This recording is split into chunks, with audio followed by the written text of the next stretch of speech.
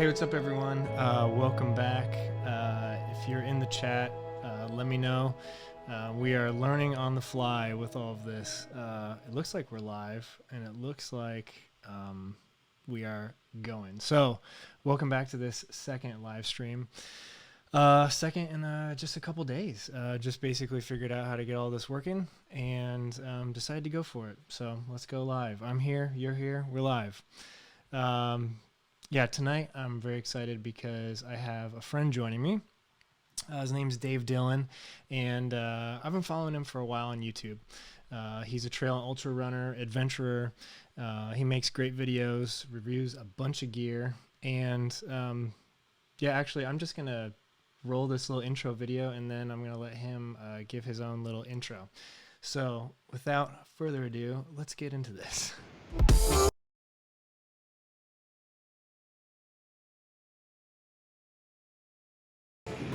Hey, there you are. Hi. What's up, Dave? How's it going, man? Not much. Good. How are you? Good, good, good. So why don't you just kind of tell everyone like who you are, what you do, and just kind of like how this shutdown's kind of been like affecting you and what you do. Sure. Yeah. So I'm a trail runner and an ultra runner and an ice climber, and I just like the outdoors basically. But I also have a real addiction and affinity towards all the gear and electronics and all the gadgets that goes along with it. So I find myself reviewing a lot of gear and watches and heart rate straps and all that kind of thing, and that's really my bread and butter. So, but at the core, really just getting outside, running, and getting some fresh air, which is important right now, and yes, kind of unfortunate because it's hard to do. Yeah, for sure. I think we're all in the same boat. Yeah, totally. Yeah, but it's good to just hear what other people are doing to get by, honestly. So what's life been like for you recently, like creating content? Oh man, so hard. I mean, so let me put this in context. If I was a single man in an apartment and I just had free time on my hands, I feel like I would just be cranking out videos every day. Yeah, for sure. But right now I've got my 3 kids home. They are 2, 3, and 7. So we've got like this mix of chaos going on all day. So I've really just been spending a lot of time with them, and that's been impacting my running, my work, because I'm working from home now full time, and then trying to fit in any sort of training around that is pretty tough. My wife is also super active, so we've been kind of trading off. She gets up at like 4 o'clock in the morning to get her runs in, and I get mine in at night. So it's been kind of a balancing act. It's definitely tough, but it's hard to complain. There's so much more going on around this, and I feel lucky that we're healthy and we're able to run. So hopefully it's just a little speed bump. How are you doing with this? You got kids, right? Yeah, I got 2 little ones, and it's a lot different. Just being like at home full time, working my main job. Yeah. Like Monday through Friday, 8 to 5, and then during the days, taking care of the kids and everything. My wife's job, she has not as much availability to take care of kids when she's working, so it's mainly like me jumping back and forth and everything. Yeah. But yeah, and then like trying to finishing up this Triple Crown documentary series with Rob for Training for Ultra, and just putting in a ton of work into that. And honestly, like it's I haven't had to do like the commute to and from work, so I've gained a little bit of time. Which has been good. But yeah, I don't know. That's a slippery slope, man. Like I find myself, it's like 7 o'clock at night, and I look down and I'm still wearing like pajama pants. Yeah. I'm like, no. Well, yeah. My wife's like, you got to wake up and shower, or else this is gonna happen every day. But that's kind of the norm around here now. Yeah. So far, work has not like required to do video chats. It's all been like over the phone, so that's been good. until you like accidentally hit the video button during that Skype session. Oh, man. I have a piece of gaff tape over my camera. Oh yeah, me too. Yeah, me too. Gotta do it. Yeah. That's not happening. Yeah, but it's just, I mean, like, and then especially like, just like, it's just been confusing, like trying to like create content, in a time like this because, I don't know, like it feels like super weird, like trying to go out and like be the same person you were. Yeah. Like, cause I know for me, like it's all about kind of like getting outdoors and like having fun and like running and like doing hard things and all this and like enjoying the process through it. And it's just like, there's so much distraction right now from, that. And it's, a lot is on my mind and just heavy. And I mean, I've got, really like people close to me that are, in like nobody, well, there actually is someone I know, that's like in a really, really bad situation in the hospital right now. Oh no. Yeah. Sorry to hear that. Yeah, it's been rough. But nobody in like my immediate family or anything like that. But I do have people in my family that, this could really take a huge toll if it hits them. So that's been just like, super heavy on my mind as well. Yeah. How seriously are you taking the whole social distancing? Here's the thing. People are like, hey, you want to go for a run and just run 6 feet in front of me? And I'm like, I think that's breaking the rules. Yeah, no. I think we're still not doing it right if we're doing that. So I've been just avoiding all contact, and it's been very lonely, but I feel like it's what we got to do right now.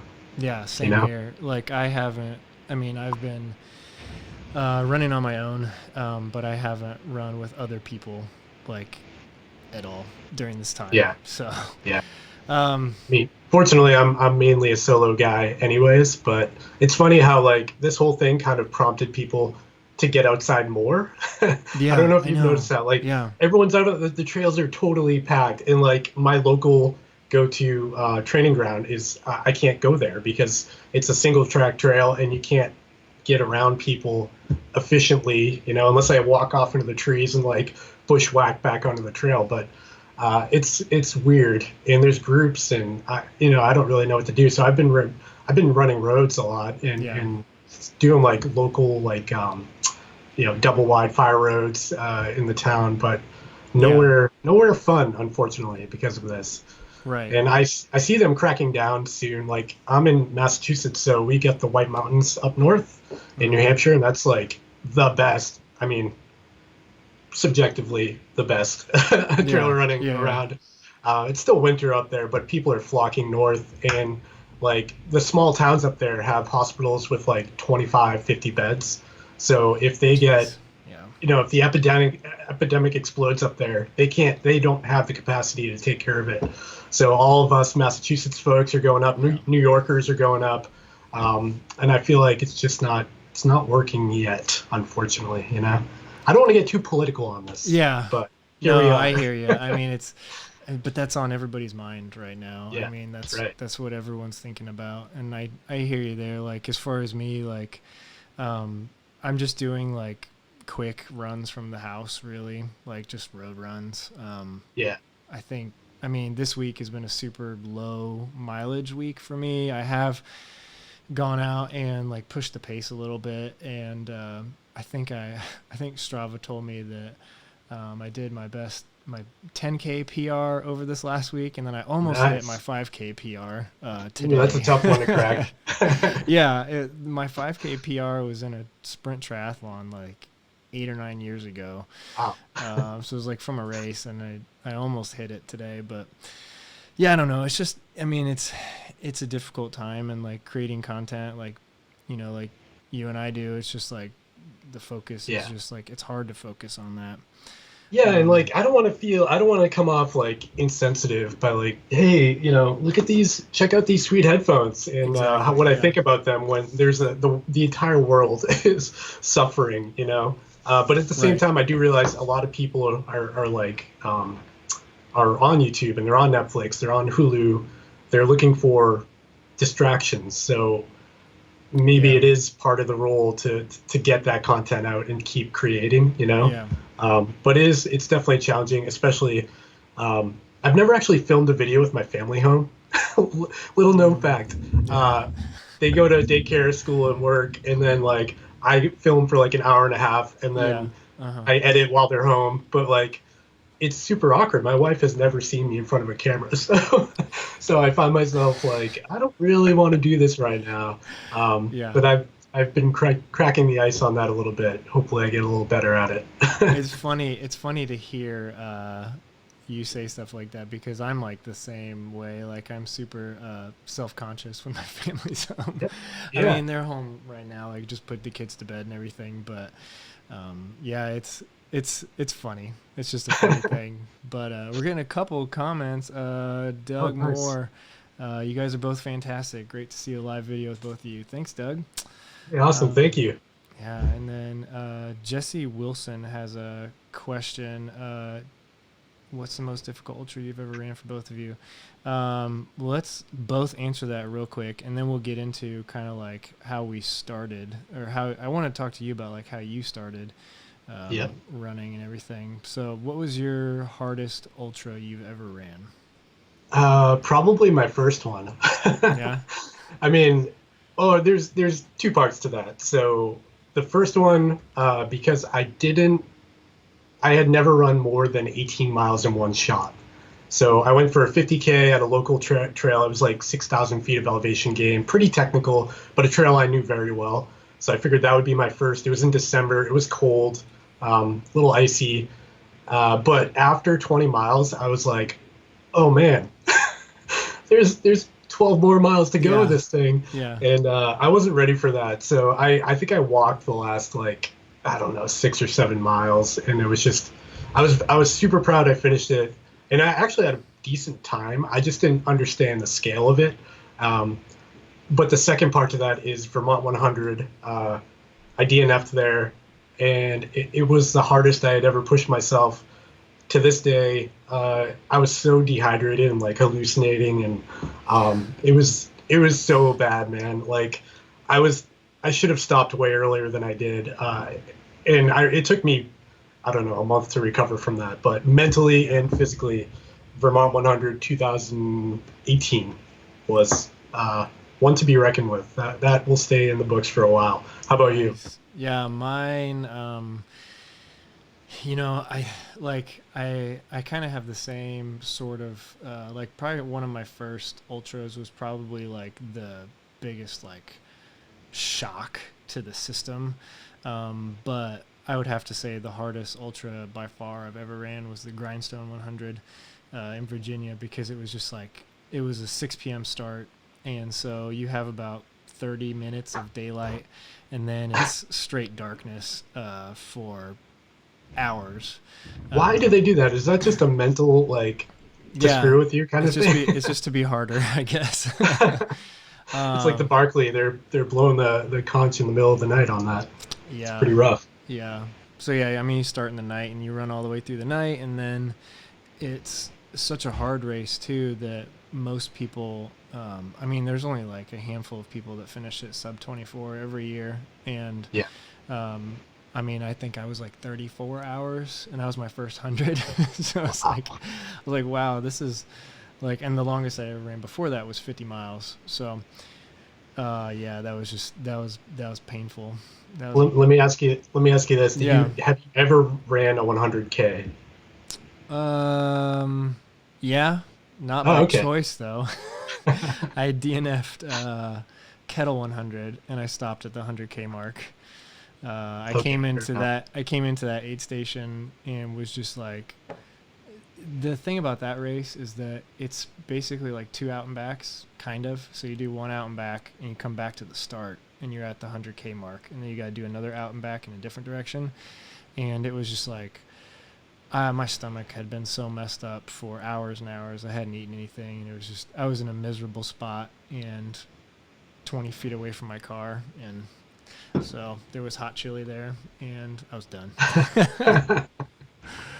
Yeah. Let's see. Ashley Atkinson says, "Hey Dave, good to see you again, even if it's digital." Hey, Ashley. Sounds like it's one of your She's a friend of friends. mine. Nice, nice. Yeah. So, I just want to hear I'm really interested in hearing like how people get started with things. So like just kind of like tell me like how you got started with YouTube and really like what took you down the path of doing like gear reviews, because you do a lot of gear reviews, and just kind of like yeah, I mean, I think it just helps other people who want to get started with something to hear how somebody who's, you know, like you, who's got several thousand subscribers on YouTube, just how it happened. So Yeah. where'd you start, man? Yeah, so I've actually been running a blog, written blog, chasetosummit.com. Plug that one right there. Nice. And I've been doing that for like, I don't know, maybe 5 or 6 years. So natural progression of things, I think like blogging hasn't died off entirely, but it feels kind of like almost like a newspaper. Like people don't want to read as much anymore, and they just want to digest things quickly and get to the point. So I thought, maybe I'd try my hand at video. Little known fact though, I'm super introverted, so the camera thing was really difficult for me. To break the ice on that took a lot, man. Like a lot. I've also got like kind of a background in photography and video, so I kind of know the gear pretty well.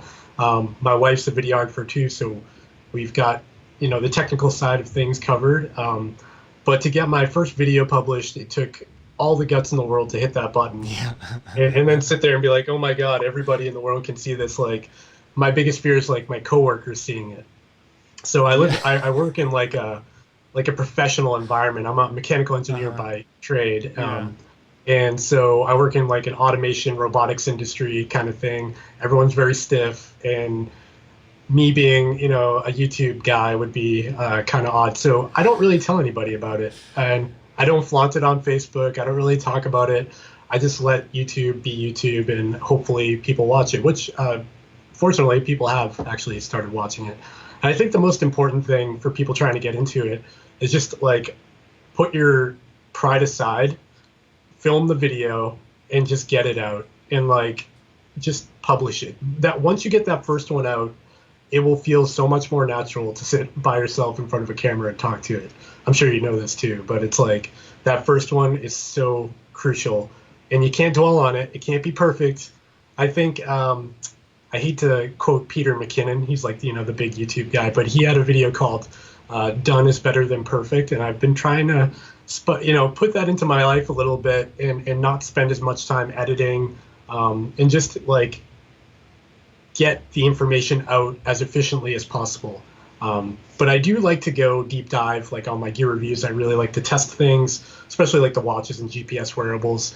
Those I really put in the time and effort, and then form a really well-rounded opinion. I hate watching YouTube videos that are like, here's an unboxing, here's the box of the product, and this is what it looks like. I'm like, no, man, I want to like see you run an ultra wearing it, So I try to deliver that aspect of things, because I feel like it's kind of niche. A lot of people talk about like a Garmin or a Polar or whatever, but they don't show it in use or like actual data from it being used. So I try to sprinkle that in. But yeah, as far as getting into it, it was just like getting from the blog to YouTube. And YouTube has been way funner for me. I feel like I can create content faster, and like it's got more personality to it. A lot of the commenters and subscribers are a lot more engaged. So I've had a lot of fun with it. It's been great. Yeah. I don't know if what was the question? I just went off on a tirade. Yeah, just like how'd you get into it? Yeah. I think, I totally agree with that. I mean, it's like the first couple videos, like that. It's just a very difficult thing to put something out there that feels like personal, and it's like your opinion, and especially when it's like you don't know if like one person's gonna watch it, or if like a lot of people are gonna watch it, or nobody. And it's just it's a difficult thing to hit that publish button, but I think, like you said, you just gotta do it. You just gotta hit record on your camera and just start going, and then just publish it. And you gotta have a passion for it too, like it can't be a half-hearted thing. Right. And I think that's important. Don't make YouTube videos just to say you're on YouTube. You gotta actually want to be in the videos and creating the content, And equally, I like your videos too, because you have like narratives, you've got you follow your races, and I really dig those. I've watched a lot of them, and I try to do that with some of mine. I've got one about the Vermont 100 when I epically failed. I didn't even want to post that video, Yeah. but I felt like that's what I'd be looking for if I was somebody in that position. Like somebody out there must have lived through this, and how do they feel right now? So I wanted to try to be that guy, that popped up on Google when someone searched for that, Yeah. Yeah. and try to put all of the emotion that I felt into it without trying to be so stoic in front of the camera. That's the hard part. Yeah, and yeah, I've got a couple of videos up there like that too that are just like not finishing races, and those are not fun ones to edit. No. They're not fun ones to put out, but I mean, I think it's good content because it shows that like we're real, we're not perfect. Yeah. Like we go through the same hard stuff that everyone else goes through during these races, and there's times where we reach our limit, and that's kind of the point of running ultras or doing any type of a sporting event, I guess, is just like trying to find the limit and how much you can take or how good you are, how fast you can go or whatever. Yeah. But yeah, it's really cool. How do you like organize? Do you have like a list of videos that you're thinking of creating, or are you just like doing it on the fly? It's funny you ask. I feel like I'm very disorganized. I'll be out, running or something, and it'll just pop into my head. And I use Google Keep, that like note taking app. Yeah.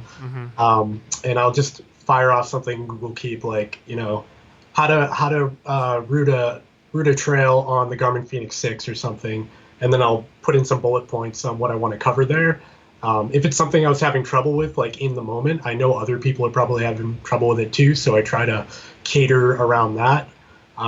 But it's really just a jumble of like notes galore, like sticky notes all over the place. And I tend to like just gravitate towards the ones I want to do. I don't really like go in a line, like down a list. I just grab the ones that I'm gonna feel passionate about at the moment. And I don't know. So far, it's working for me. Yeah. What about you? Do you plan out your videos? Like I try to. Yeah. I try to have like I do have a list. I use the app Notion, and it was kind of like hard to learn the app, but once I learned it, it's really really powerful app for keeping everything organized and together. And you can like tag it, like it's based off of like you can use databases and things, so you can organize your list of whatever it is, say it's videos about like topic, and say, okay, I want to make a topic of like coaching or gear review or just like a vlog. What are my ideas for that kind of thing? So I do kind of keep things organized in that way. But yeah, I mean, it's a lot of times like the videos that are sometimes the most fun to make though are the ones where inspiration just strikes and I knock out the filming in like 30 minutes and then the edit in an hour and I just post it that night or something. Yeah. It's like those are some of the most fun. Do you write scripts for your videos? I'm curious. I gotta know. Yeah, I have.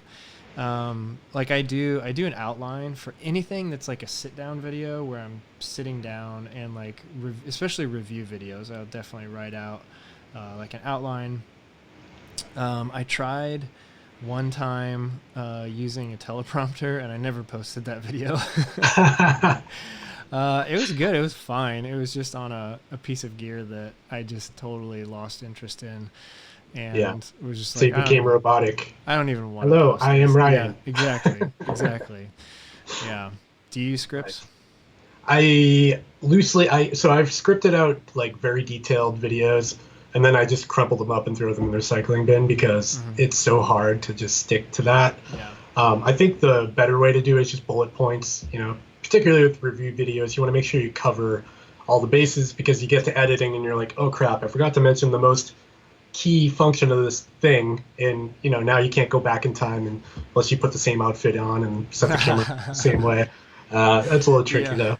But so I write like bullet points for my videos. I don't really go into great detail, and I keep them on my phone, and I'll just kind of like, oh yeah, I got to talk about that, and then I'll start going again. Yeah. My videos are so hacked up though. Like my edits, if you see my Premiere timeline, it's like it's just it's like clips are milliseconds long to complete a 12-minute video, you know, because I'm awful at talking.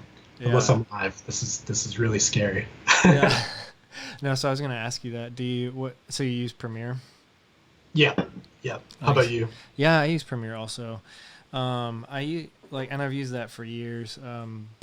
And I like it a lot. I just hate the subscription model. Me too, man. Like it's so annoying. Like, I mean, like I love the software. Like for me and my computers, like I've had really good luck and it's just worked. Like I do go into every once in a while, there'll be like a few, I don't know, like a day or two where it'll just like totally crap out, and I'll have like the copy of the copy of the copy of the copy file name. And sometimes that'll happen. But for the most part, I've had pretty good luck with Premiere. I use DaVinci Resolve for color grading. And I did just download Final Cut Pro because there's a 90-day free trial right now. I saw that. Yeah, that's really cool. I wish I had a Mac to try it on, but I'm a PC guy. Oh, okay, yeah. I tried DaVinci. I wanted to love DaVinci because it's free. That's can't beat that, right? But the problem is, like, I have muscle memory with all the shortcuts in Premiere, and to set that all up again was such a hassle. That it's worth the subscription alone just to have that, you know. Yeah, I mean, my shortcuts, like especially after doing this like documentary series where it's like I am getting so fast. Like, that's not to like brag or anything, but it's just like I don't think I could physically like go to another software unless I had those exact shortcuts, and just taking the time to set all that up. And you can like remap it, but it's totally like the UI is totally different. Like the way you drag clips and stuff, it doesn't match. And it's become a thing where it's like it's not even like I'm not even thinking about what I'm doing. I'm just editing. Like I'm in the zone, and it's like my fingers are not even thinking about is it hitting the C or the V or the F. Like it's just like I'm just doing it. And so you're a PC guy? Yeah, well, I have a Mac too. My wife uses a Mac. You know, I like both. I'm not like a fanboy of either way, but I use PC for work. You know, engineering software doesn't lend itself to the Mac unless you're like in software, unfortunately. Yeah. So we got a question from Doug Moore. He said, Ryan, ever since you did a 100-miler in a few weeks of training, I've convinced myself I can jump up from a marathon to a 100-miler. The same one. Oh, Woodstock Hallucination 100. Nice. So thoughts on marathon to a 100-miler. What are your thoughts on that, Dave? I would say try 50. Well, I don't know. I feel like the springboard to 100 is a 50-miler. Because stuff gets weird, man. I mean, in your brain. It's not like a physical thing. But if you feel prepped for it, you think you can handle it, go for it. I mean, what's the downside? DNF? Yeah. I mean, Doug, I mean, I would say if you've never done anything more than a marathon, you're going to be in for the biggest, like, mental game you've ever been in. Well, and I actually, I can say, I don't know you, but like, you're going to be in a place for probably, like, at least 24 hours to 30 hours of just like totally in a mental place you've never been before.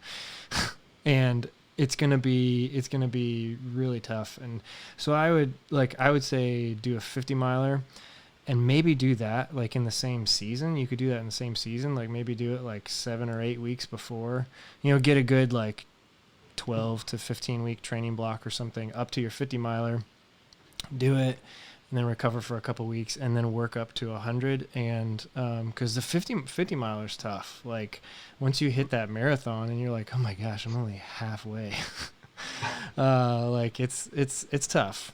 I feel like the hardest part to the 100 is like just the length of it. Even with a 50, even if it's a really hard 50, you might be out there for what, like 12, 14 hours if it's got a lot of elevation or something. Mm-hmm. But when you hit that 20-hour mark, and you've been awake because you didn't sleep the night before because you were nervous about the next day, it's a whole different ball game at that point.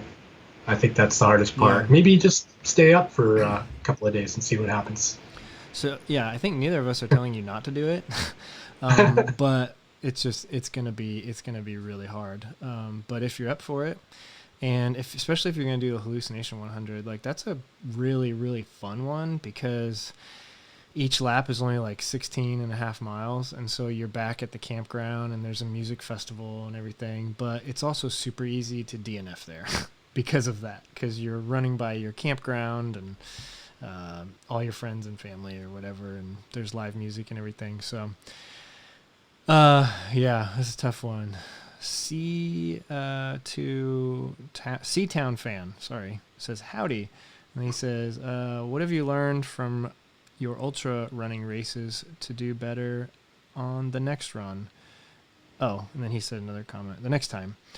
So yeah, I think we've kind of mentioned some of that kind of stuff, but what are some things that you learned in some of your early 100 or early ultras that maybe prepared you for your 100, Dave?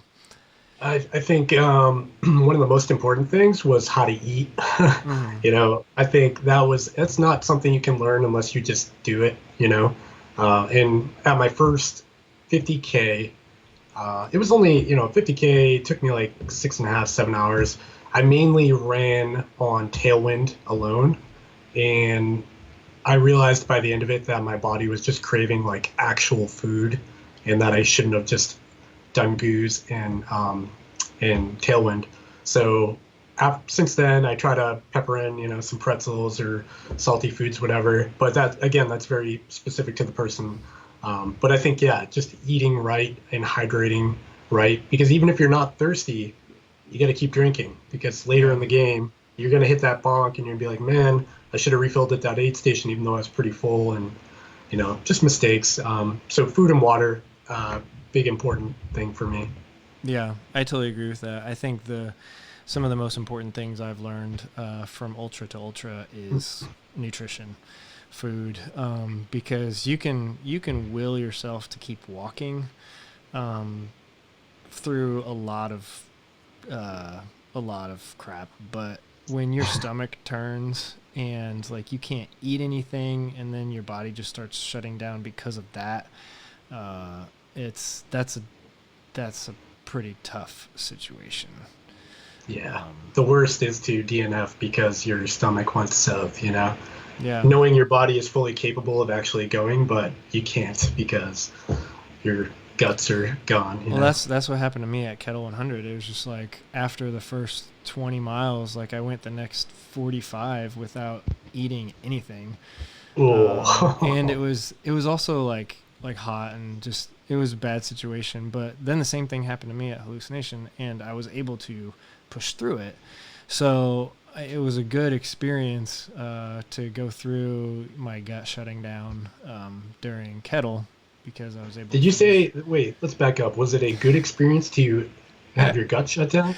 It was a good learning experience. Yeah, it wasn't fun at all, not at all. But yeah, I mean, it helped me in a way, because I was able to just see that, like, because when I finally stopped at Kettle, I'm not kidding. Like I went like 20 or 30 minutes, and then I was regretting it.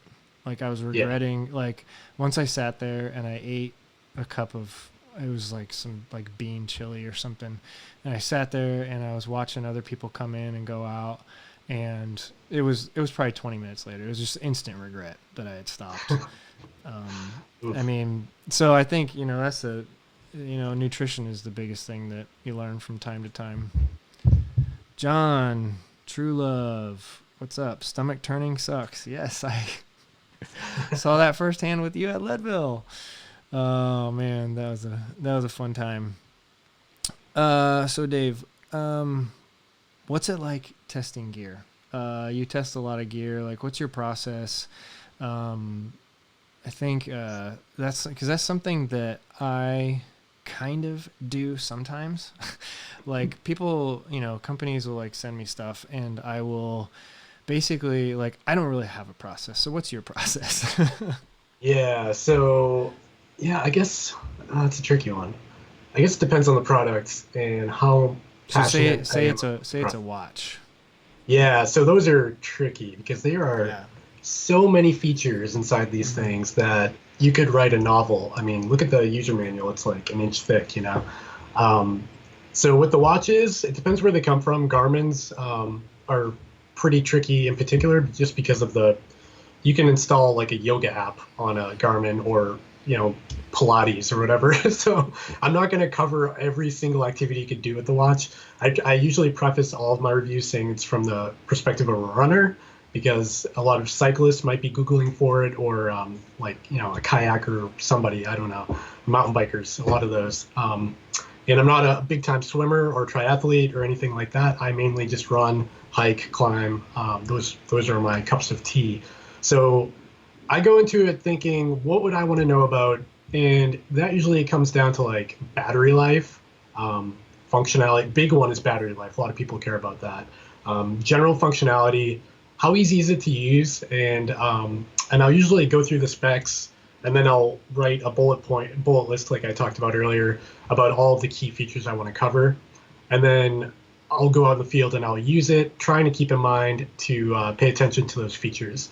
And anytime there's a moment when I'm using a product and it's like, oh man, that kind of sucks, I always write it down because it could be a minor thing that if you do it 1,000 times, it will bug the heck out of you. So I try to make sure to note those little minor things down so I can mention it in a video. Um, but yeah, there's really no rhyme or reason. I really just try to write out all of the bullet points, what I think is important about that particular product, whether it be build quality or battery life or price, because that weighs heavily on a lot of these things, like the Coros Vertex, right? Yeah.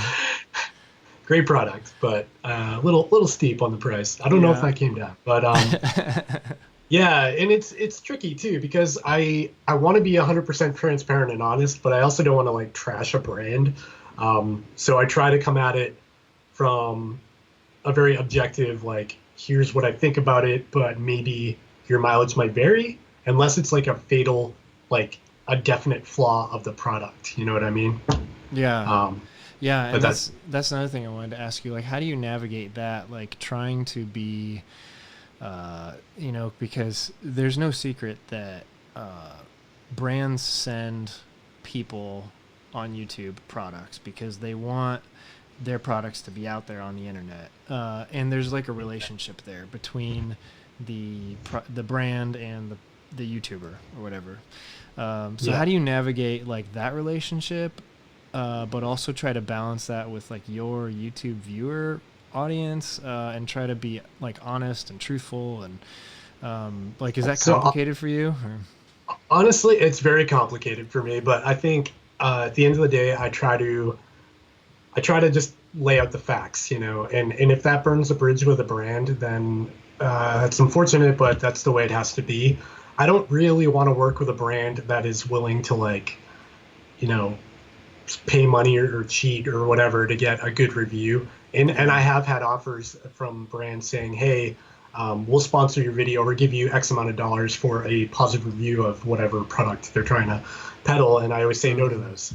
Mm-hmm. And I think if I said yes to that, people would read right through me because I'm not a good actor, and I can't, with all honesty, sit here and say this is a great thing and you should buy it when I don't think it's a great thing. So yeah, I just try to lay it out like it is. And if the brand doesn't like that, then they won't send me stuff anymore. To be honest, a lot of the stuff I've been reviewing, I've bought them with my own money. I may get like a pro deal discount or a media discount through the brand, but a lot of it I pay out of my pocket for and hope that YouTube will compensate back and maybe pay it off.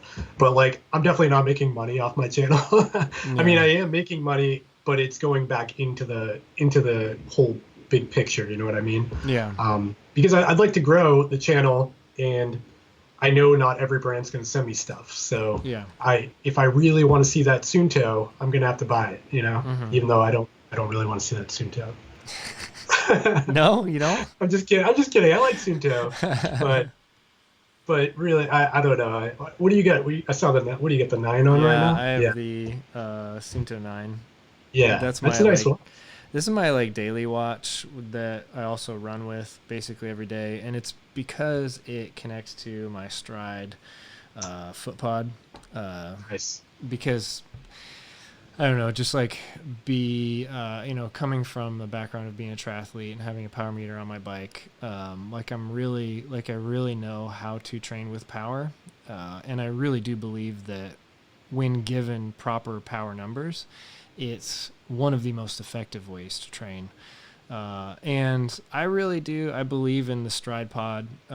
Like I just from all my time riding a bike with a power meter on it, like I just know what it feels like to push an extra like 10, 15 watts, and it feels right on the Stride. So my other watches that I have don't connect to Stride, so that's why I wear this Oh, one. that's weird.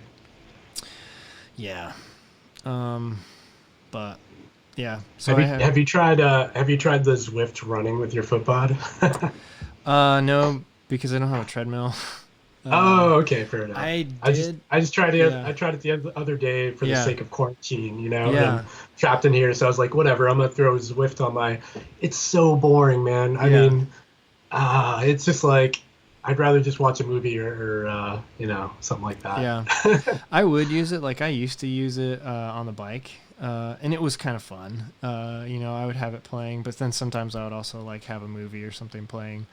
But yeah, I my gym got shut down a couple weeks ago, Oh, no, bummer. um, and yeah, it's actually like the gym I work out in is it's an amazing facility at Purdue, because I work there, and so I can get a small discount to get into the gym. And it's like this massive facility. It's awesome. But yeah, it's closed indefinitely. We pulled the trigger on a treadmill at the perfect time. Like this had Mm, nothing to do with the outbreak. yeah. My wife and I were like, let's just do it. Let's spend a good chunk of change and get like something really nice. So I got the Nordic Track X11i. It goes up to Ooh, like a nice. 40% incline. Yeah, my So friend John it's has that. it's insane, man. Like Yeah. it goes real steep. But we got that maybe a month before this all went down. Mm, So I've been getting proper use. I think I'm gonna film a video about that actually, because nice. a lot of people are probably in the market for a treadmill right now. Yeah. I But mean, it's I was pretty quick. like, I admit I was looking over the last couple weeks. One side of me, I can't believe they're not on sale right now. The other side of me is like, well, of course they wouldn't put them on sale right now because Right. everybody wants one. But yeah, I was almost about to, like I wasn't about to buy one, but I was like seriously looking at them, and I don't know, they're just expensive. It's getting warm enough that I Yeah. can be outside. The thing that makes me nervous is around here at least. Massachusetts is a pretty hot spot right now, so they've been threatening with like actual lockdown Mm, territory. yeah, I don't know what that would entail. Can you go for a run at that point? yeah, So I'm thankful to have the treadmill. Hopefully it doesn't come to that, but I feel like we're already yeah, living like that right now, anyways. yeah. Um, yeah, I hear you on that.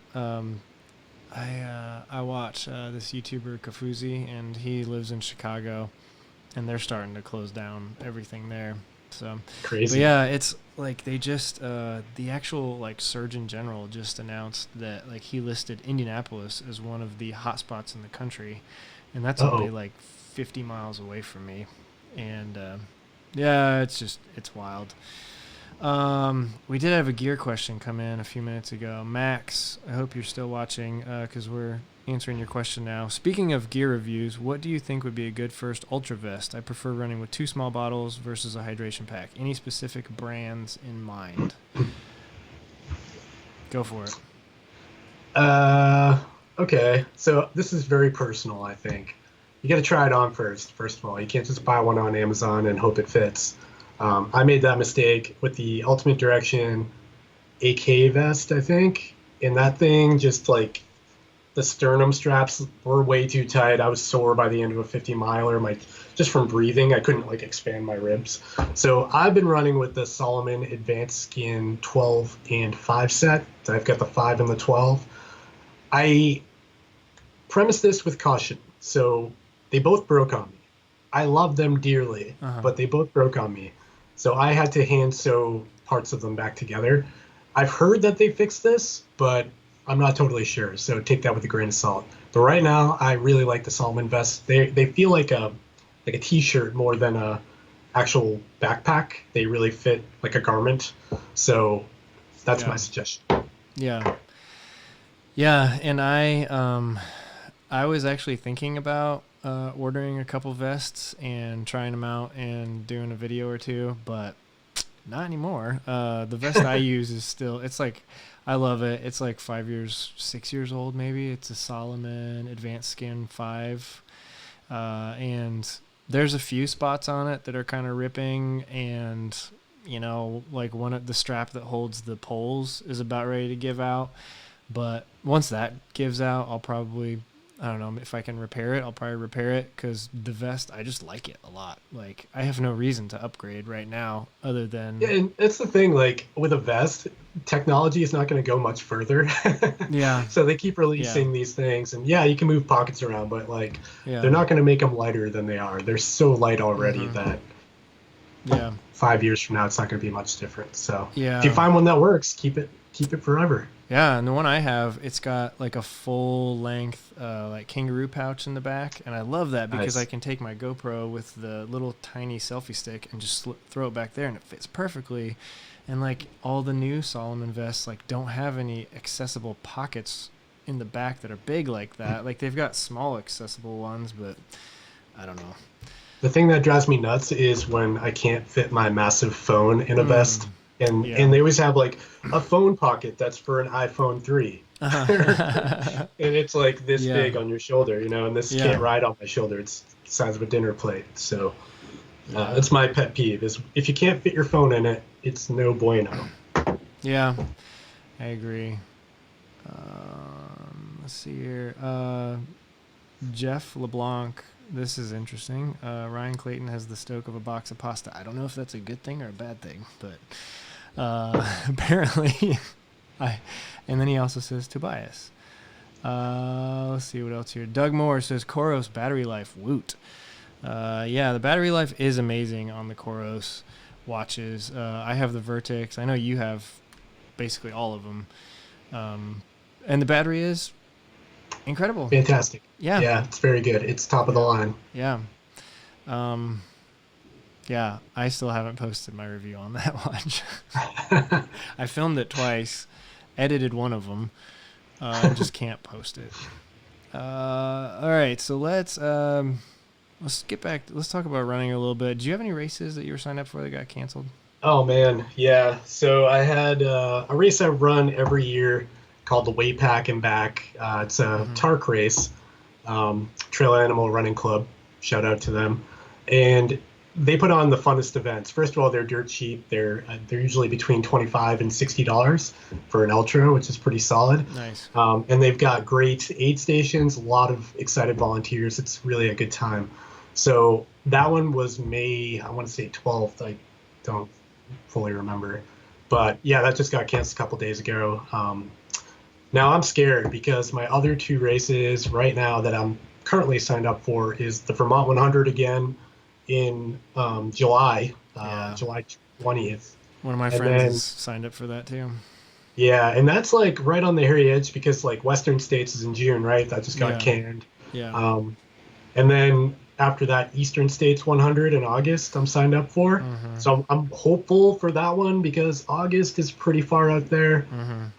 But if that one falls through, I've got nothing. Yeah. And I was going to sign up for like some smaller 50Ks and maybe a 50 miler before then, but obviously now there's no point. I mean, I think if you're signed up for a race inside of June, it's a very high likelihood that you're not going to be running that race, unfortunately. Yeah. How about you? What are you signed up for? The only race that I've actually paid money for that I'm like signed up for is Cruel Jewel 100, and it's still not canceled, which I don't understand why it's not canceled. Honestly, it's May 15th. We're at like 6 weeks out or something like that. That ain't happening. It's just, there's no way. And I just think that, I don't know. Like, I think they need to come out and say either 100% we're running it unless the government shuts us down, or we're canceling it, because there's a lot of people still training for it. Like, it's still in the back of my mind. Like, this whole week I've been, just having motivation issues getting out, but it's like I'm also kind of like freaking out a little bit, because it's like, well, what if something does happen and they have like this loophole where they can still run the race, and then I'm like, do I even want to participate in something like that? Yeah, here's the question though. Would you even want to run it at that point? No, I and it wouldn't be the wouldn't. race that you wanted it to be, Exactly. And I would be like probably freaked out the whole time. But yeah, I mean, it's like I signed up for it because like I wanted the massive challenge, and like it's just not the right time, I don't think. Obviously, it's not the right time for anybody to be racing right now, but I think they just need to come out and cancel it. I mean, I think there's ways that some of these races, I mean, maybe later on, maybe July, August, fall, maybe if they look at it a little differently, so like aid stations have baggies of food, or maybe the runners prepare all their own food and they use drop bags for every aid station. Something like that's gonna need to happen, I think, even in the fall, because this is still gonna be around, and I don't think anybody's gonna want to use the communal soda cup at an aid station at that point. So well, Dave, I mean, I'm not sure. Like, I'm even like, like I don't even like it when someone else, like, because a lot of times in ultras, someone will like grab your bottle and like go fill it up for you, and they'll like unscrew it, and I'm kind of like, I could have done that. Like, but fine, whatever. Like, you're being nice. I'm not gonna say anything. But like now, it's a nice gesture, but it's also like, where have your hands? How many other bottles have you done that to today? Oh, hundreds. Yeah, that's the thing. Like, I mean, everyone knows that ultras are dirty. Like, there's just no way around it. Yeah, pretzel bowl. You don't want to go in there. Oh gosh, yeah. It's just everything there. Everything in an ultra is gross. But I don't know. So we'll see. Yeah. So that's the only race I'm signed up for that it hasn't been canceled yet. But there's no way it's happening. Yeah. Have they made any like statements about it, or just they posted on Instagram like 2 weeks ago, and they said, as of right now, which was 2 weeks ago, it said something like, as of right now, we're not shut down. We don't, the gathering rule doesn't apply to us, and we will send out an update in April, is all it said. Wow. So I don't know. So are you like still trying to like train through this, or like what are you doing? Yeah, I don't know. Like you said, I'm lacking motivation too, because I feel like 2020 is going to end up being a wash for a lot of people. But I still need to run for my sanity. So yeah, I've been actually ramping up. I'm not a wild, I'm not a 100-mile week kind of guy. But a 50-mile week is pretty solid for me, and I've been hovering around there for past 3 or 4 weeks, so I'm feeling pretty good. I hope that if all of my races get canceled, I'd like to get up to the mountains and maybe try to hit some PRs on some of the bigger things I've had my eye on, and I've come from being a hiker, so that's really where my heart is anyways. Oh, nice. Yeah, so like the ultras kind of just came with the territory after trail running for a while. I was like, I could do that. I'll go sign up for one of those. So I'd like to get back up to the mountains, but there's even problems with that. Like the AMC, the Appalachian Mountain Club, has actually closed all their lots and all their lodges and everything up there. Wow. And it's kind of it's frowned upon to travel up there, especially from out of state. Maybe you could bring something up. And if you get hurt, then search and rescue is involved. Now you're exposing more people. So this whole thing needs to settle down before I'm doing anything big. But I'm trying to keep my head in the game. Right now, it's just a lot of road miles and boring local trails. So we'll see what happens. Yep.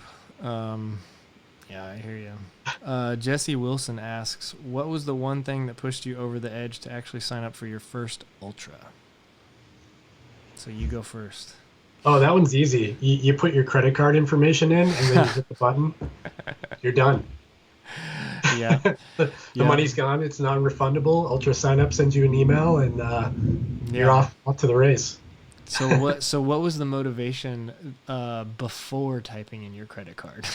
Oh, I just thought I've I've done a lot of long runs in the mountains. Well, more like hikes, and I Yeah. thought, yeah, I could do this, you know. And Mhm. I'm an impulsive person, so I just kind of looked at it. It was on a local trail that I really know well, and I just pulled the trigger. And no regrets. I was fully ready for it. I think if you feel like you're ready and you're hovering over that mouse button to click it, I'd say just go for it. Yeah. Yeah, I hear you. I had Wor- Worst case, some worst case scenario, you're out, $100 or whatever it costs. yeah. Yeah. Yeah, my first ultra, I remember signing up for it.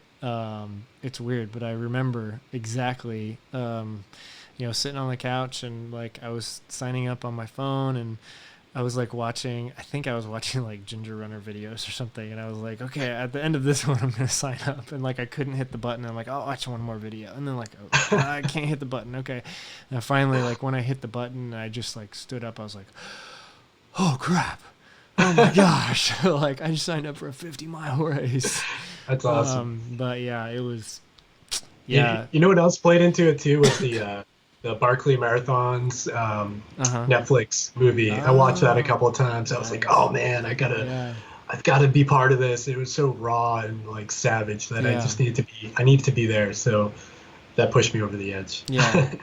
So speaking of raw and savage, it seems like you like being outside in winter because you do a lot of like ice climbing and crazy stuff like that. So what is up with that? Like, talk to me about Yeah, that. yeah. So for a long time, I hated the winter, and I would hate scraping my window and shoveling. And one day I was like, what can I do to just hate this less? So Yeah, I tried to find hobbies. yeah, We're in the Northeast, man. It's like winter more than it's summer here, and yeah, it can be brutal. So the brutalest way to be there is to go ice climbing. If you want to learn about ice climbing, it's like dunking your hand in ice cold water and then like slamming it in a car door a few times. That's basically what it is in a nutshell. But it's also like an yeah. extremely Sounds awesome. fascinating. So it's a fascinating hobby, and you meet some of the most amazing people. Like whether they be there's some climbers out there that are still like 80 years old and crushing it. Oh, It's mind blowing. In New Hampshire is really where I go, and the community there is so tight. It's tough for me because I shift gears. I go from running pretty hard, and then once the ice comes in, usually around October, November, I've got to like shift gears and take these off the wall and actually use them instead of using them as a decoration. yeah, But yeah, it's a lot funner than it looks and sounds, but it is inherently very dangerous. yeah. It looks like it. Yeah. I've watched a couple of your videos about that, and I don't know. Like, it looks like it might be fun. It's weird. Like from the outside, you're like, "What is that guy doing?" Yeah, But in practice, when you're actually there, it yeah, feels safer than it looks. If that makes any sense. Like yeah, you're tied in and you're anchored. yeah. But it is, yeah, it's dangerous. And my wife questions my life choices on a regular basis. Yeah, I just couldn't imagine screwing a bolt into ice and then hanging off of Yeah, that. you learn to appreciate it. Oh my gosh. Yeah. Hey, you're getting out in the winter too, though. I've seen a lot of your runs on Instagram or whatever, in Yeah. single digit territory. Yeah. And I hate it, honestly. Like Yeah, I hate it's being tough. cold. Like I mean, I just don't like being cold. Like I would much rather be hot and sweating. Um I don't know. Like I'm like a taller guy, and so I don't do that well in the heat. Like because it's just like there's more of me to heat up, and I don't know. I don't know. Like a solar panel. Right? Yeah. Exactly. Hey, that's right. But yeah, like I would much rather be hot than be cold. Um, I don't know because I don't know. I've been in situations where I was cold and felt like scared, like I don't know if I can warm myself up unless I get back to my vehicle. Yeah, you that know, is scary. you That's know, definitely like, scary. and I don't know, like I feel like in the heat I've never had that. Like I felt like in the heat I could just sit down and like drink water or something and eventually cool down and come back to your senses. But yeah, there's just a different element about the cold that also introduces some danger. Yeah. I don't know. I ran a 50K in December, Yeah, and it was the snowiest this race that I do every year, um, snowiest it's ever been, and it was I don't know yeah. 15 degrees in the morning when we started. I wore one pair of socks, and that was like the worst idea possible. By loop two, like 20 miles in, my toes I couldn't feel them anymore at all. And actually, that Yeah. commenter, Jeff LeBlanc, I think he commented down there. Oh yeah. He's the RD of that race, and Oh, he shoved hand warmers into my Ultra Lone Peaks for me, and that got me through the last two loops. I was pretty comfortable after that. nice. Nice. So thanks, Jeff, if you're still listening. Appreciate that. Yeah. Yeah, I've been in a situation where my toes went numb and it was not fun at all. um yeah. So, what type of running gear are you using right now? Like what are some of the shoes, watch, electronics, like what kind of stuff are you using right now? Looking around the gear room right Yeah. now, I'm going to show you one standout thing that I'm really digging right now. Yeah. It's this Polar OH1 Plus. Uh-huh. I don't know if have you tried this before? No. I have Uh, a polar heart rate strap that I love. But yeah. it's a So chest strap. this thing is a little optical Uh-huh. heart rate sensor that you wear up on your arm, Yeah. and it's so convenient to just throw this thing on rather than Nice. I hate the chest straps. I can't do the Uh-huh. chest straps. Yeah. And it's proven to be really accurate compared to the chest straps I have. And it's also made the Phoenix 6 look really bad as far as heart rate monitoring goes. Yeah. So that was kind of eye opening for me. Mm-hmm. Um, that's something I've been wearing, I think, on every run, Oh, because cool. it's been improving my data on my watch substantially, like the training load, the training effect, and Uh-huh. the VO2 Yeah. max estimate a lot better when I'm wearing this. Yeah. Um, Obviously, the Phoenix 6 is my go-to watch. Okay. Um, and what else do we got around here? Lone Peaks, the Ultra Lone Peak 4.5 Trail Runners are Mm-hmm. my shoe of choice, but I've got four pairs of 4.0 still, and I circulate them around. I Yeah. really like them. I Yeah. finished my first 100 miler without taking them off once, without changing my socks Nice. once, Yeah. without any sort of lubricant or anything, not a single blister after that race. So Nice. I swore that I would just buy a crap load of them and circulate them out. Um, yeah, other than that, the Solomon Trail Vest, the Advanced Skin set are my go-tos. Yeah. But those are the primaries, I think. Nice. What do you wear for shoes for trail running? A lot of different kinds. Um, for trail running, it's this year. It's been all the Lone Peak 4.5s. I've Nice. gone through several pairs of those, I think we're and twinning actually. We get the same color, the oh, that the neon mustard kind yellow, of. yeah, Yeah. or whatever it is. They call it lime. Yeah, it's so Uh, weird. It's got red on the bottom and everything. yeah, It's really it's bizarre. like ketchup and mustard. But no, they're great. Definite improvement over last year's model. Even though it was only like a half number, zero point 0.5 improvement. Yeah. Like, so it's not a major update, but big improvement. I really like those shoes a lot. I've been Um, impressed with the midsole. It hasn't gone yeah, flat like the old ones. Those yeah, 50 miles on the old ones, and they would feel totally different than they did out of the box. The 4.5s yeah, have lasted a lot longer. yeah, for sure. And I really like the new Temps as well. They feel really fast.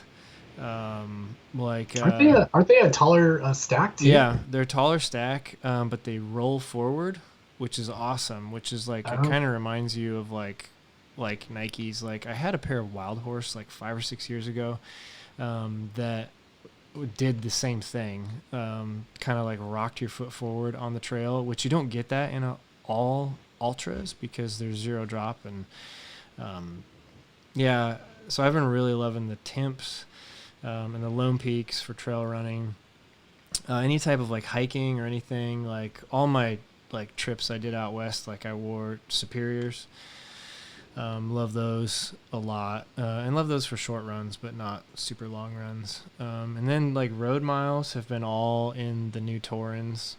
Those are awesome. Those as well, they rock you forward, so they feel like a faster shoe this year. Yeah, I've got a pair of Torrents too. I really like those, Yeah. and the Escalantes. I wear on the road too. Those Yeah. are great. Yeah, I got a pair of the Vihos, and those are really cool. They feel a lot like the old ones. They got discontinued like 3 or 4 years ago. I was sad that those got discontinued, but the Vihos are pretty cool. So yeah, what's like, I know a question I always get is like, what's a good like watch for someone who is basically like buying their first running watch, like just like an all around, just like solid, like it's pretty accurate, easy to use. And just, something like around a couple $100, like not super expensive. Yeah, I get that question a lot, and even from my wife. She just bought one a few weeks Yeah. ago. But it really depends on your budget. So if you're looking at like $200, you're looking at like the Garmin Forerunner 245, Uh-huh. the Coros Pace, which is their lower end. And then I'm not sure what Suunto has in that. What, the 3? They have the 3, right? Lower end watch. I don't know. Out of those 3, I would probably go with the Coros. I suggested that to a friend of mine, and he's been really enjoying it. It gets 25 hours of battery life in GPS mode, and that's better than most in that price category. And Yeah. it seems like all people care about is battery life, because once you experience Yeah. that low battery signal at like mile 40 at your 50 miler, you're Yeah. like, crap, I don't want to do this. Yeah. And then you find yourself, jamming chargers in your vest and wires, and no one wants Yeah. to fiddle with that. So I think the Coros Pace is my top pick, and it's odd because a lot of people don't buy that watch. It's not very popular. But I think if you had $200, the Pace, if you could afford just a little bit more, the Coros Apex is a killer watch, and I think it's probably the best bang for the buck out of all of the watches on the market right now. Yeah. For $350, you get 36 hours of battery life, you get a sapphire screen, titanium bezel, so you're getting a lot of the features of the bigger brands at a much lower price point. Or just go out and buy a used Garmin Phoenix 5 or something like that. I think that's a good choice too. Yeah. Yeah. I tend to trust Garmin the most out of any of the brands. But I've really been trusting Suunto a lot more and more recently. Although their battery life claim is not even close to right. The Suunto 9 says it can run in full GPS, everything, like Bluetooth, Wi-Fi, everything for 24 hours, like during an event. And it got me 19 hours through the Mohican 100, and then said, you have 1 hour of battery life left. And I was like, what? Like, and I wasn't even close to like I actually did have a USB charger in one of my drop bags, but I wasn't even close to it. And so it just died like in the middle of the trail. Like it died like less than 30 minutes after it gave me the 1 hour warning. And it's supposed to give you a warning, and give you the option to switch to like the less intense GPS mode. It didn't even do that. It just said you have 1 hour battery life left, and then 30 minutes later it's dead. But yeah, I like Garmin's. I do like the Suunto. I really like the fact that Suunto makes it super easy to pair to the Stride, and it's just the easiest pairing in that sense. Coros is like super easy to use too. Their battery life is honestly, it's incredible. Like everybody says the Vertex just like never ends. It just keeps going. I got 100 miles on that watch over the course of 2 weeks or so, and finally was like, I'm just gonna charge this because it was down to like 12% or something, and I was like, I don't know, I'm just gonna charge it. But yeah, I don't know. I haven't. I can vouch for the Phoenix 6. I ran a 100 Yeah. miler with it, and at the finish line, I had 28% battery left, no charging, and I used the maps the whole time and navigation, the whole thing. Yeah. Pretty impressed. The thing that drives me nuts though is like Garmin is every year they're like, you know what? You got $800, you can go, you can Oh spend gosh. 850. Yeah. You got 850, you can Yeah. spend 900, and it just Yeah. keeps going up and up. And like, there's gonna be a point where people don't want to spend $1,200 on a watch. Like, it's kind Yep. of insane. Like you could Yep. go out and buy a used car, or you could buy a watch. Yeah. I still love them, and a big feature for me is the maps, and nobody else is doing that. And I think Yeah. the day Chorus has like, there's rumors that they're working on that, and I've talked to the CEO a little bit about it. He didn't tell me a whole lot, but if they can do it and they do it in a reasonably priced watch, Yeah. they're gonna destroy the market because that's what people really want, Mm-hmm. And throw the music and all the other. I honestly, I got the music on here, but I've never used it Yeah. once. Yeah. I just pair it to my phone and use my earbuds. Yeah. I always have my phone with me. Yeah. I would use the music on short runs because I know that it kills the battery. So you're not gonna want to use it like on every run, or especially not long runs. But yeah, let's see. Justin, what's up? You're in the house. Ambit 3 for life. LOL. Kinda kidding. Justin is another YouTuber. He's a cool guy. Ashley says, what are books, websites, or podcasts that you refer to for philosophy or ideas to refine your adventures and training? So what are some books, websites, and podcasts? Let me flip through my podcast real quick, and I'll answer that question. So I do listen to Training for Ultra. Shout out to you've been mentioned a few times on his podcast. Oh, cool. I like his Triple Crown coverage. It's pretty cool. Nice to listen to. Trail Runner Nation. I think everybody listens to that, right? Yeah, that's a big one for me. And I love Joe Rogan. Who doesn't love Joe Rogan? Yeah. But he's not specific to trail running or ultra running, but he has had some big names on. Like I think he had Zach Ritter, is that his name? He was on a few weeks ago. He had Courtney on there. Yeah, a couple months ago. Yeah. So there's some cool episodes there. So I just kind of bounce around all of the I Run Far out there. Nothing specific really for me. And I don't really read books. I just don't have time anymore to read books. I've had Scott Jurek's book up by my bed for like 3 months, and I haven't gotten through one page of it because by the time I hit the bed, I'm out cold. So yeah. How about you? I was just looking through my app too. I would say one podcast that I want to give a shout out to. Obviously, Training for Ultra, because I'm doing this series with him. But Science of Ultra is a really good podcast. I listened to that one too. Have you? Okay, cool. Yeah. And it's kind of scripted, and he's just reading it. So it's not like entertaining. Well, he does some like interviews and stuff. But it's all just basically like, it's kind of like just listening to somebody read a science paper. But it's amazing information. I listened to the Coopcast. That's pretty good. And then those are like the running ones. I listen to a lot of other non-running ones. Let me ask you, do you listen to, have you watched or read David Goggins? No. The internet sensation. I have, I think I actually have one of his books. I got it for Christmas like a couple years ago. I haven't read it. I find him both fascinating and super annoying at the same time. Yeah. I don't know what to make of him. Yeah, he's a really cool guy. Like, I got to meet him in Moab like really quickly because he was doing the Moab 240.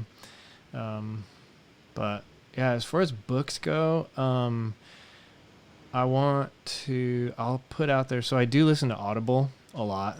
But I would say anything by Stephen Pressfield. Just look him up.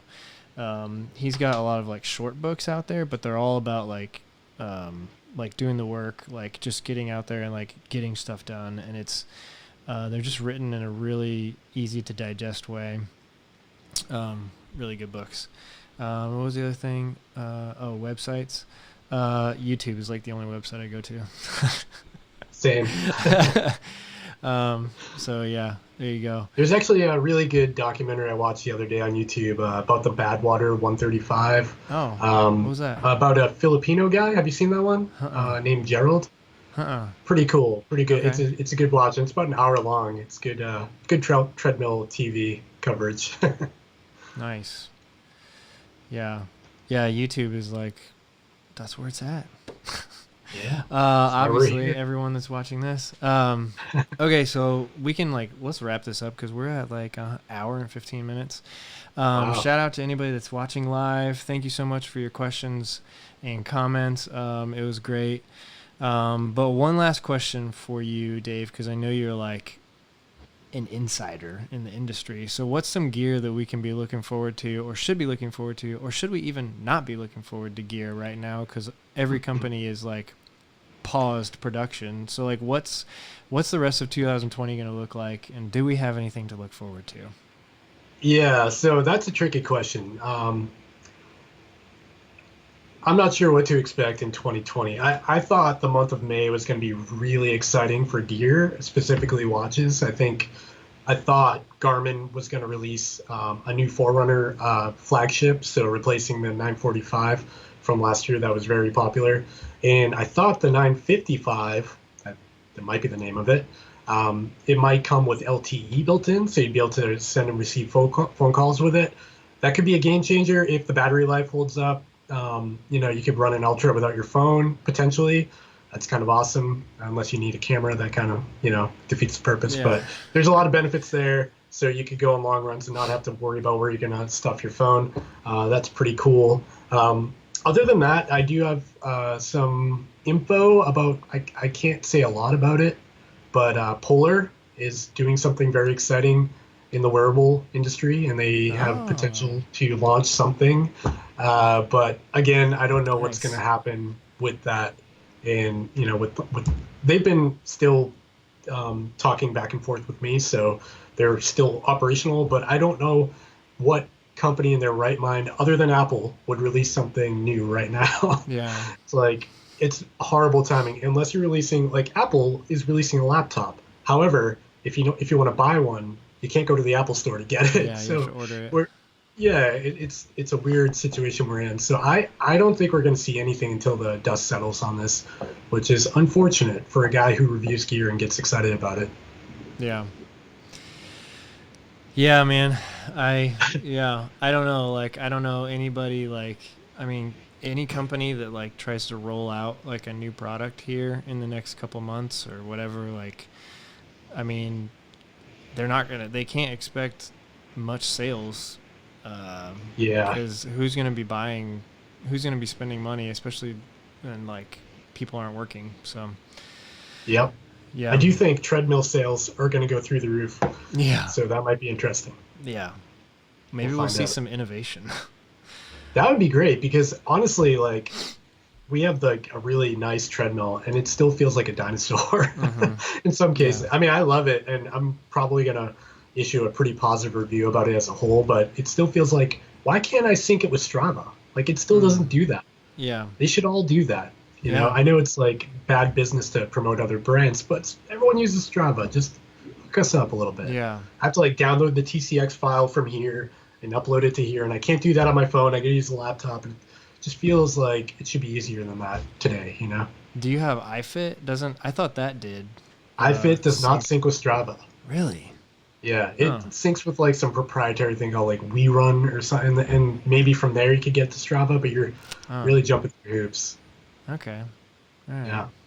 All right, cool. Well, thank you for joining me. Thank you to all the viewers and listeners out there. This was fun, man. Can I make a little announcement? Yeah, sure. Go ahead.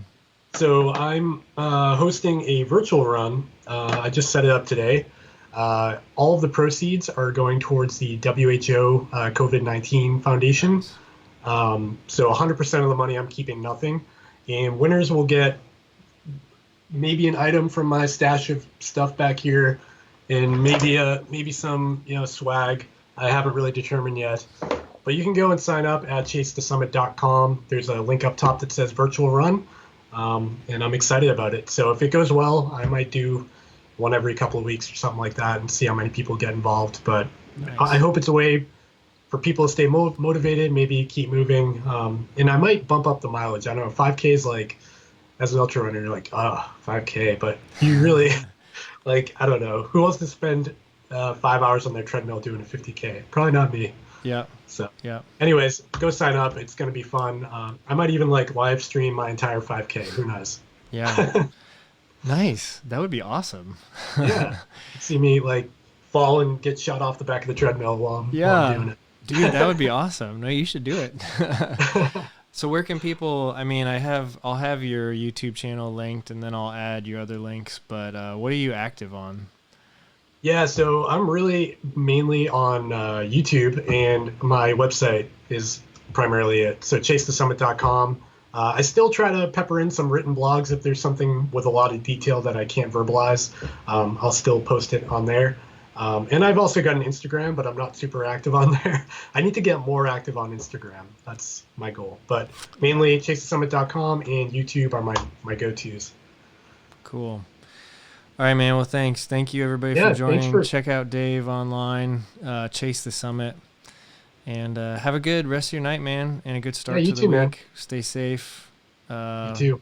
Socially distancing, staying inside. Yeah, take care, man. I'm gonna be sitting right here for the next foreseeable future until next weekend, unfortunately. I hear ya. Yeah. All right. Thanks for having me, man. I really appreciate it. This was fun. Have a good night. It was awesome. Take care, man.